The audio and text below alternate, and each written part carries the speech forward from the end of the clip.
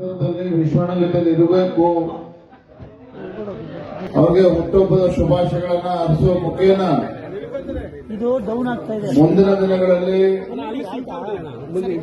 ರಾಜಕೀಯ ಕ್ಷೇತ್ರದಿಂದ ಎತ್ತರಕ್ಕೆ ಬೆಳೆದು ಯಾವ ರೀತಿ ನಮ್ಮೆಲ್ಲರ ಪ್ರೀತಿ ವಿಶ್ವಾಸನ ಗಳಿಸಿಕೊಂಡು